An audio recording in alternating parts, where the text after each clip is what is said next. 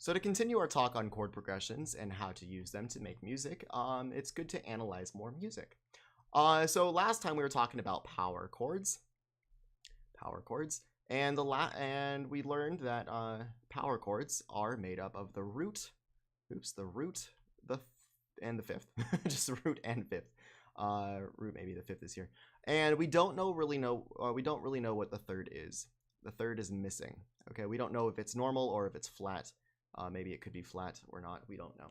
Okay, and it kind of leaves a little mystery, but these are really popular in rock and roll. So what I want to see and show you today is how we can analyze music like this using power chord notation to figure out more about our piece. Okay, so if you look at this, this is guitar tablature, and if you can't read guitar tablature, that's totally fine. Don't worry, we will talk about every single note on here, and we'll talk, and it won't be an issue. I'll label everything, and it should be really clear. As long as you can count on the piano keyboard and you know the chromatic scale and the names of notes, you should be fine. Okay, don't worry if you don't play piano, you can still follow along, I'm sure. This piece, if you're wondering, is called All the Small Things. All the Small Things from Blink-182, or by Blink-182, Small Things. If you know this piece and you like it, great. If you don't know this piece, I suggest you go listen to it really quick. I'll put a link in the description for it by Blink-182. Okay, and if you don't like this piece, I'm sorry, but it's beneficial for today's lesson, so please bear with me. I happen to like this song quite a bit, and it's kind of one of the pinnacles, or one of the main, I guess skater music is the right term, from back in the day, if you will. Anyway, let's continue. Okay, so we have the intro here, the verse here, a bridge part here, the chorus here, and the interlude here. We have 5 different sections here, and then it goes on to like other verses and stuff, but it's mostly this music just repeated for the most part. This line means that we do this part once, and then we're going to do this part twice. We're going to do this part 4 times. We're going to do this once. We're going to do this twice, and we're going to do this twice. Okay, and then that'll go on to the next part in the song, but this is as far as our lesson is going today. Okay, so let's go ahead and do this. If you don't know what this means, the 3 here, that simply means you take your E string on the guitar. These are your 6 strings on the guitar, the low E, and then the A, the D, the G, the B, and the high E string. And you simply go up 3 half steps. So if you take your piano keyboard that looks like this, maybe that's, there we go. No problem. We got D, E, F, G, and A, and so forth and so on. So on and so forth. And then all we have to do is count E and add 3. So here's our E, and we go 1, 2, 3. And this is a G right there. Okay.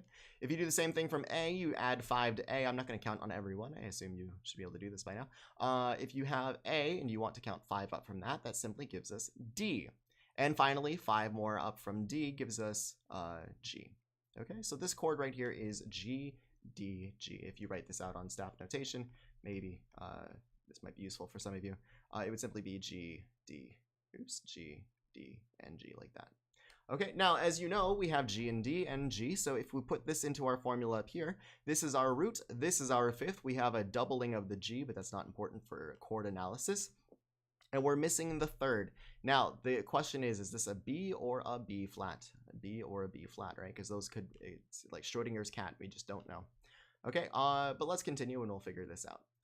Okay, so we got G, and then here, all we're doing is going down 2 half steps on each one, and we got F, C, and F. And again, that's the same thing here, F, C, and F. So instead of labeling it like this, we can just kind of get away with labeling them a little easier than this. Like, this is just a G chord, right? So we can go ahead and do G here. This is an F chord, right? So that's just F. And we don't even know what key we're in, but already we have 2 chords. We only have 4 notes, but we have 2 whole chords, which is kind of cool. When I say 4 notes, I mean these are the same note and these are the same note, just an octave apart, right? Okay, there's one more thing I want to point out. If you look at this formula where you have 1 note and then you add 2 to the number and move up a string, and then you keep this the same. So 3, 5, and 5 is 3 plus 2 equals 5, and then these are the same. And the same thing here, 1 plus 2 equals 3, and 3 is the same. And you have that pretty much everywhere throughout the whole piece. This makes a power chord where this is the root, this is the fifth, and this is the root.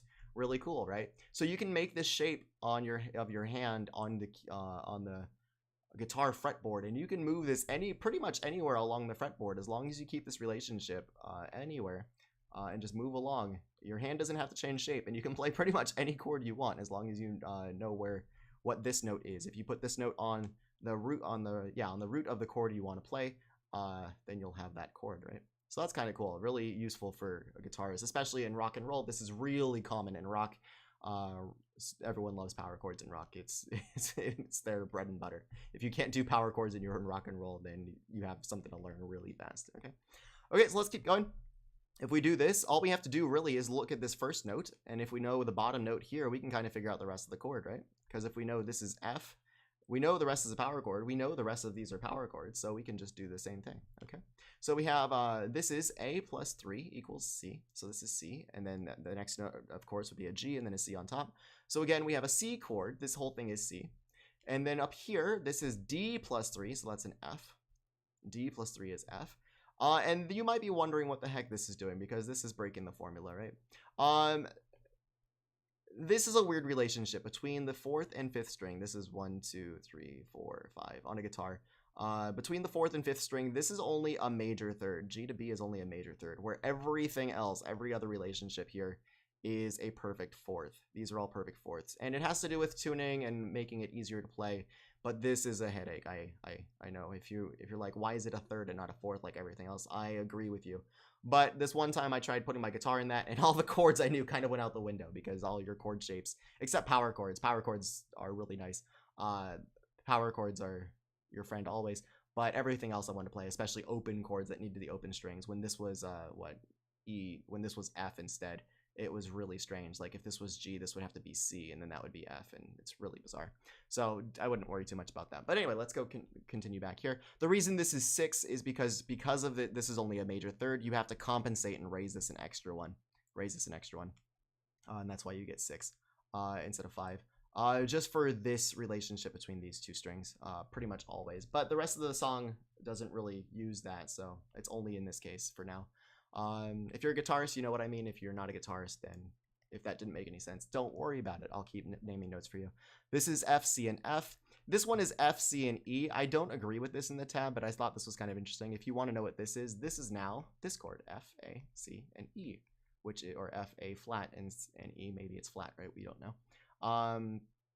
And this is our if it's F, A, and C, then this is a major 7. If it's F, A flat, and C and E, then it's a major minor, or minor major 7.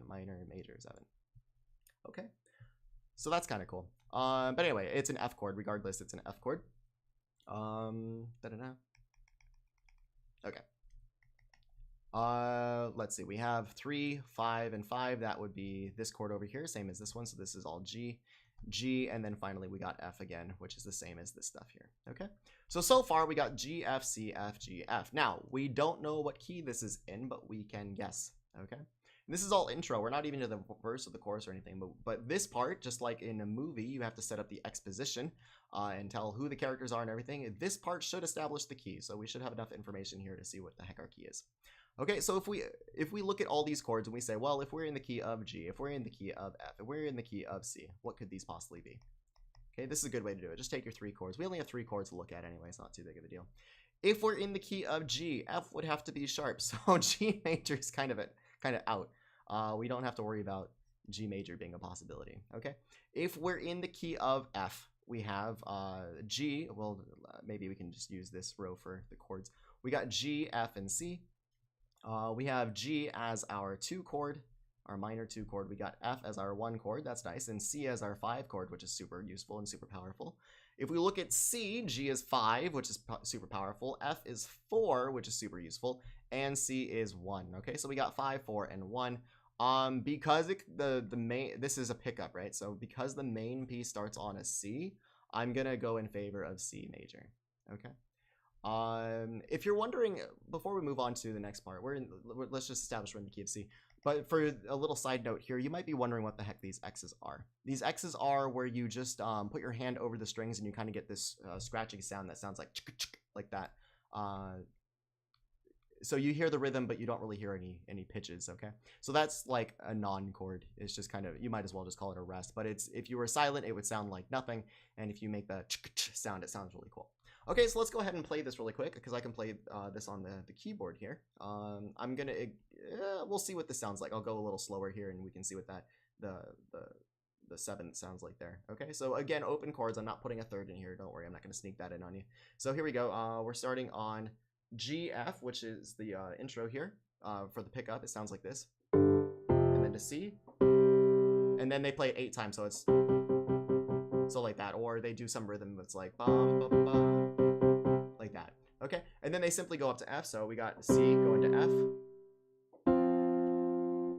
and that's with the 7th there, and then back down to G, and then chicka chicka, and then F before repeating back up to C, and then we repeat this again. Okay, so this is bum bum bum bum bum bum bum bum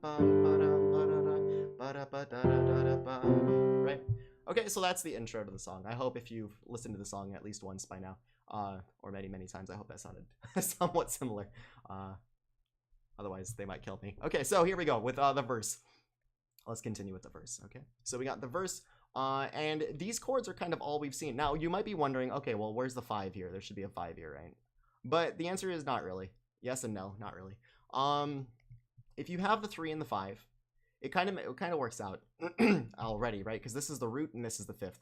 R for root, but I guess we can just say 1 and 5, right? We already have the root and the 5th. This is just doubling the root. So you don't really need this top note. And the reason that they do it here is because you're starting to sing.